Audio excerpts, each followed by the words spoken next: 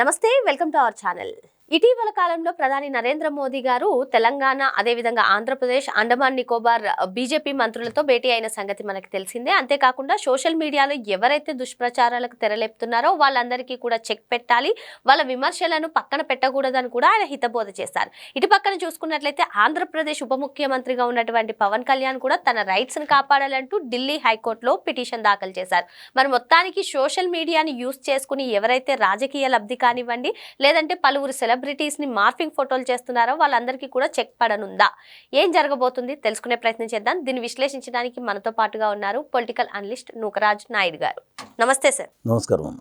మరి ముఖ్యంగా ఆంధ్రప్రదేశ్ రాజకీయాల్లో మనం చూసుకున్నట్లయితే సోషల్ మీడియాను ప్రభావితం చేస్తూ సోషల్ మీడియా ద్వారా రాజకీయ లబ్ధి పొందాలని చూస్తూ ఉంటారు. మరీ ముఖ్యంగా వైసీపీ వాళ్ళని మనం చెప్పుకోవచ్చు సార్. మరి వీటన్నిటికీ కూడా చెక్ పడున్నాయా? ఎందుకంటే మోదీ గారు కూడా సోషల్ మీడియాలో వచ్చేటువంటి విమర్శలను చెక్ పెట్టాలని ఆయన చెప్పారు.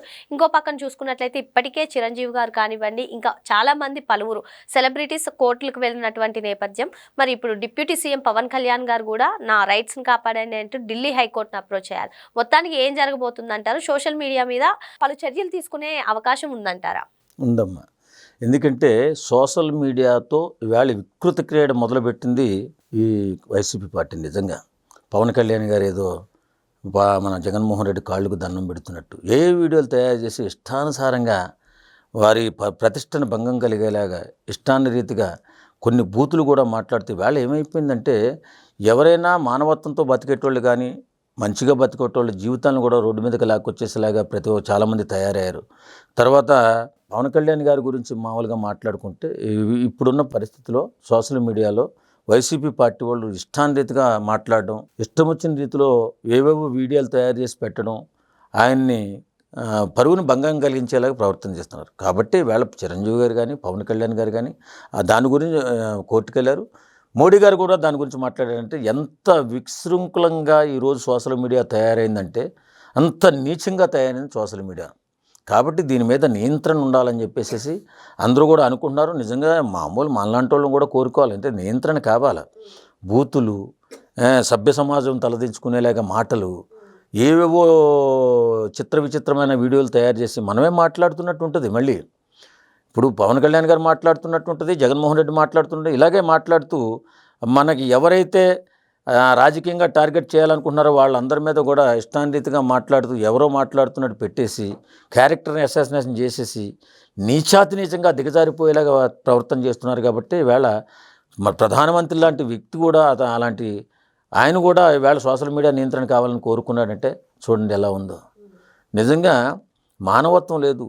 సమాజంలో యువత సెలబ్రిటీస్ని అనుకరిస్తూ ఉంటుంది, వారి మాటలను వింటూ ఉంటుంది, వారు చేష్టలను గమనిస్తూ ఉంటుంది. అది మాత్రం జాగ్రత్తగా గమనించి ఉండాలి. ఎందుకంటే వేళ యువత పెడదారి పడడానికి కారణం కూడా ఇలాంటి వీడియోలే. నిజంగా చాలామంది భవిష్యత్తు నాశనం అయిపోతుంది.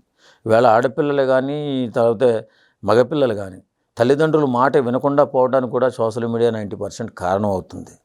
చాలా కుటుంబాలు నాశనం అయిపోతున్నాయి. సార్, మీరు చెప్పినట్టుగానే సోషల్ మీడియా యువత మీద కానివ్వండి, ప్రజల మీద కానివ్వండి చాలా ప్రభావితం చూపుతుంది. ఇటువంటి సమయంలో అటువంటి సోషల్ మీడియాని ఉపయోగించుకుని ఫేక్ ప్రచారాలకు తెరలేపుతూ అభివృద్ధిని అడ్డుకుంటూ పోస్టులు పెట్టడం ఏ విధంగా చూడాలంటారు? అదేనండి, నిజంగా చాలా బాధాకరం. అసలు ఒక్కొక్క పోస్టు ఉచ్చనీచాలు కూడా ఉండవు, ఇష్టాన రీతిగా పెట్టేస్తుంటారు. చూడ్డానికి కూడా సభ్య సమాజం తలదించుకునేలా ఉంటాయి. అలాంటి పోస్టులు పెడుతున్నారు. కాబట్టి ప్రతి ఒక్కరూ కూడా వేళ ఏం కోరుకుంటున్నారు? నియంత్రణ కావాలా. సోషల్ మీడియాలో నియంత్రణ లేకపోతే సమాజం సర్వనాశనం అయిపోద్దని చెప్పి కొన్ని దేశాలు కూడా 18 సంవత్సరాల లోపు పిల్లలకు కూడా సోషల్ మీడియా చూపించొద్దని చెప్పేసి, సోషల్ మీడియా చూసే అధికారం ఇవ్వద్దని చెప్పి, అవకాశం ఇవ్వద్దని చెప్పి బ్యాన్ విధిస్తున్నాయంటే నిజంగా చాలా బాధాకరం.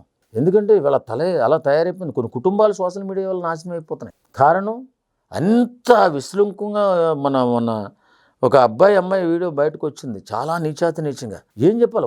వాళ్ళు పెట్టి మళ్ళీ డిలీట్ చేశారు. వాళ్ళ ఫ్యామిలీ ఏమైపోవాలి? నిజంగా ఈరోజు పవన్ కళ్యాణ్ లాంటి వ్యక్తి కూడా బాధపడ్డాడంటే అది రాష్ట్రానికి, దేశానికి కూడా మంచిది కాదు. ఎందుకంటే అలా తయారైంది. ఈ మధ్యకాలంలో మరీ వైసీపీ పార్టీ వాళ్ళు సోషల్ మీడియాని చాలా దరిద్రంగా, ఇంకా వాళ్ళకి ఇంకా ఎలా ఉందంటే వాళ్ళు ఓడిపోయారనే ఆ బాధ అసలు పోవట్లేదు.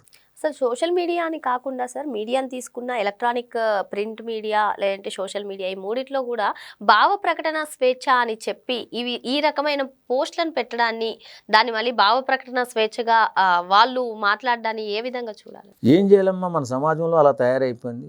వాస్తవంగా భావ ప్రకటన ఉండాలి, కాదని ఎవడ ఉండు. మరీ విశృంఖలమైన భావ ప్రకటన ఉండటానికి వీల్లేదు. అది అందరూ ఆలోచించవలసిన విషయం. ఈవేళ కోర్టులు కూడా దీన్ని పరిధిలో తీసుకుని ఖచ్చితంగా దీనిపైన నిషేధం చేయవలసిన బాధ్యత కోర్టులకు ఉంది. అలాగే పోలీస్ డిపార్ట్మెంట్, ముఖ్యంగా గ్రౌండ్ లెవెల్లో పోలీసులు ఉంటారు కాబట్టి ఖచ్చితంగా ఎవరైతే ఇలాంటి చెడ్డ పనులకు చెడ్డ చర్యలకు పాల్పడుతున్నారో వాళ్ళందరినీ కూడా గుర్తించి వారికి తగిన శిక్ష వేసే విధంగా వీళ్ళు ప్రయత్నం చేయకపోతే ఫ్యూచర్లో సోషల్ మీడియా అనేది అసలు పిల్లలు వారి జీవితాలు ఎలా ఉంటాయో కూడా చెప్పలేం, అంత దరిద్రంగా తయారవుతాయి. ఎందుకంటే అన్ని రకాలటువంటి దరిద్రాన్ని అంతా తీసుకొచ్చి సోషల్ మీడియాలో పెట్టేస్తున్నారు. ఇష్టాన్రీతిగా మాట్లాడుతున్నారు, ఇష్టం వచ్చినట్టు మాట్లాడుతున్నారు, బూతులు మాట్లాడుతున్నారు. కాబట్టి ఈ సోషల్ మీడియా నియంత్రణ కావాలి. నియంత్రణతో పాటు పోలీస్ నిఘా ఎక్కువగా ఉండాలి.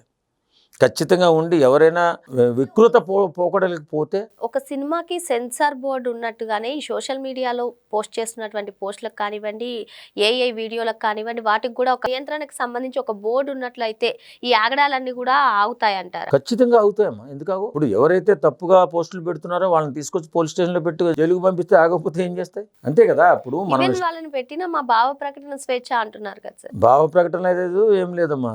వాస్తవంగా సమాజానికి చెడు జరిగే ఏదైనా సరే అది నిషేధమే.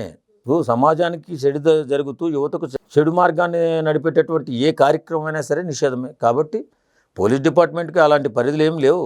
ఎవడైనా తప్పు చేసినట్టయితే ఖచ్చితంగా శిక్షించే అధికారం కూడా ఉంది. కాబట్టి ఎందుకంటే కొన్ని పరిధులు ఉంటాయి, మానవ సంబంధాల్లో కొన్ని పరిధులు ఉంటాయి. ఆ పరిధులు దాటి ఎవడైతే ప్రవర్తిస్తాడో వాడిని ఖచ్చితంగా నియంత్రించే బాధ్యత పోలీస్ డిపార్ట్మెంట్కి ఉంది.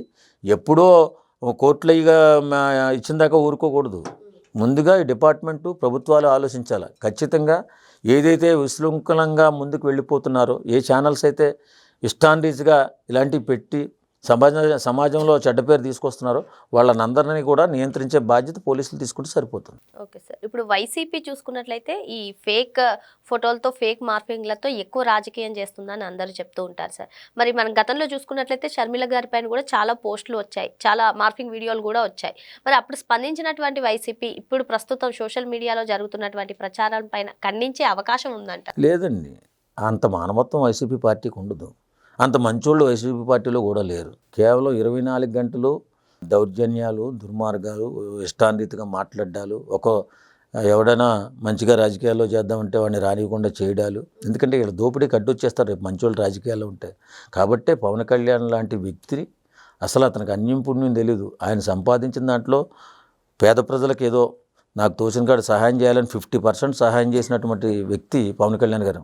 అలాంటి వ్యక్తి రాజకీయాల్లో ఉన్నాడని చెప్పి ఇష్టానిరీతిగా ఇలాంటి వ్యక్తులు ఉంటే మనం రాజకీయం చేయడానికి పనికిరామని చెప్పి ఆయన్ని పంపించేయాలని చూశాడు. తిరిగి కొత్త దెబ్బకి 11 సీట్లు పడిపోయారు. కాబట్టే ఏదేమైనా ఎప్పుడైనా సరే భగవంతుడు చూస్తూ ఊరుకోడు. ఇలాంటి ఎవడైతే చెడ్డభావంతో ఉన్నాడో, చెడ్డ ఆలోచనతో ఉన్నాడో, సమాజానికి చీడపురుగులా పట్టాడో వాడిని మాత్రం ఖచ్చితంగా దిగజార్చి కిందకి నేలబెట్టి కొట్టే బాధ్యత తీసుకుంటాడు. పవన్ కళ్యాణ్ గారు ఆ బాధ్యత తీసుకున్నాడు. అందుకే ఈవేళ భగవంతుడిగా ఆంధ్రప్రదేశ్లో తిరుగుతున్నాడు. మరో అంశంతో మళ్ళీ కలుద్దాం. Thank you sir.